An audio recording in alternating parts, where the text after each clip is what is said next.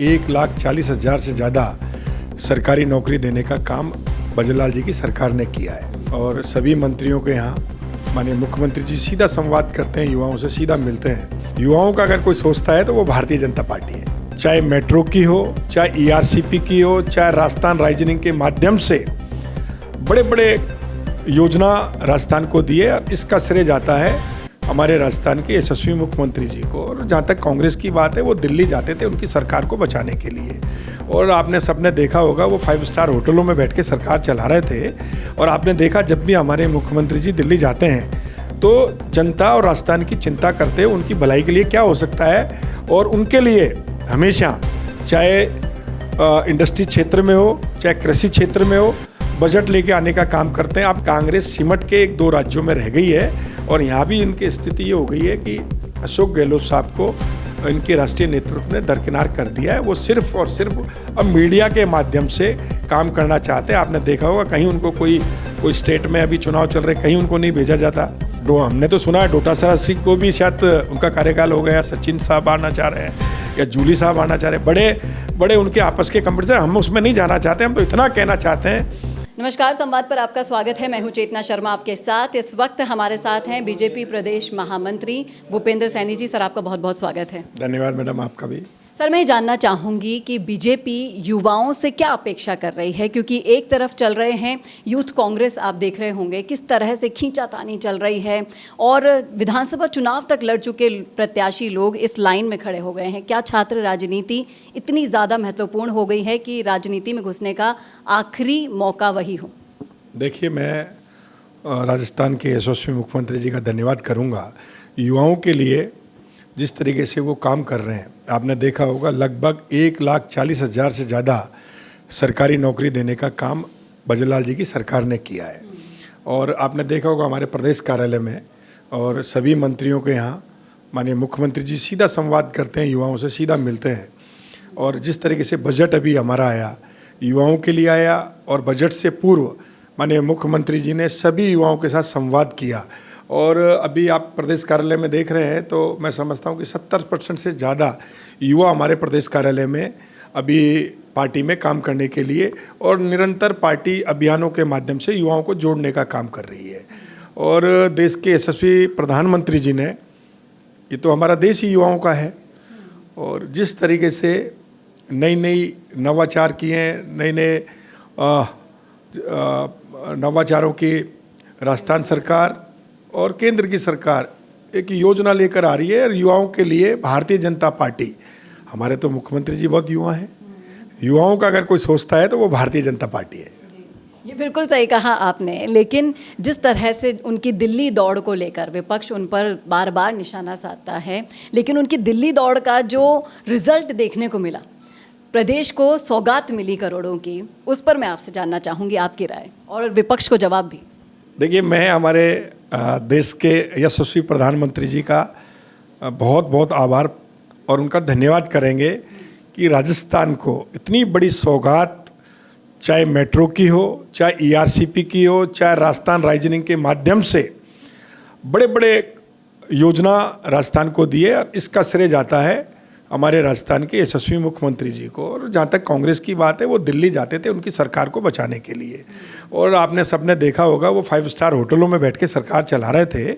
और आपने देखा जब भी हमारे मुख्यमंत्री जी दिल्ली जाते हैं तो जनता और राजस्थान की चिंता करते हैं, उनकी भलाई के लिए क्या हो सकता है, और उनके लिए हमेशा चाहे इंडस्ट्री क्षेत्र में हो, चाहे कृषि क्षेत्र में हो, बजट लेके आने का काम करते हैं। आपने देखा होगा जब भी माननीय मुख्यमंत्री जी जाते हैं तो देश के यशस्वी प्रधानमंत्री जी से मिलते हैं, वित्त मंत्री जी से मिलते हैं, रेल मंत्री जी से मिलते हैं, कृषि मंत्री जी से मिलते हैं, और PhD मंत्री, जल शक्ति मंत्री, इन सबसे मिलकर राजस्थान की जनता के लिए बड़ा काम माननीय मुख्यमंत्री जी कर रहे हैं। दिख रहा है, धरातल पे काम दिख रहा है, और बड़े बड़े प्रोजेक्ट यहाँ आ रहे हैं। अभी राजस्थान मंडपम यहाँ बन रहा है, बहुत बड़ा एक राजस्थान मंडपम की सौगात माननीय मुख्यमंत्री जी लेकर आए हैं।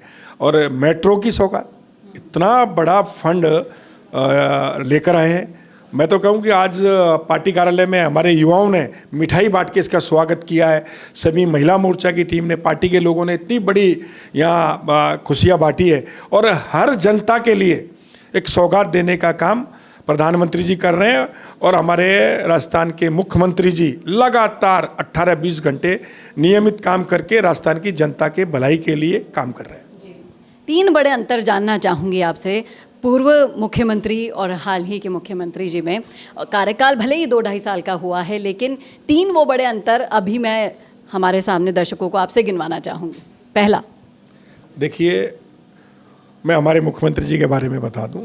मुख्यमंत्री जी हमारे सहज और सरल युवा और एक किसान के बेटे हैं और वो लगातार, मैं समझता हूं कि एक संघ के प्रचारक के रूप में उन्होंने अपना काम स्टार्ट किया और पूर्णकालिक रह करके विद्यार्थी परिषद में काम किया, युवा मोर्चा में किया, मेन टीम में किया और वो संगठन में आज भी जहाँ भी जाते हैं तो वो प्रत्येक कार्यकर्ताओं से मिलते हैं। यानी हमारे यहाँ कोई बड़ा छोटा नहीं है।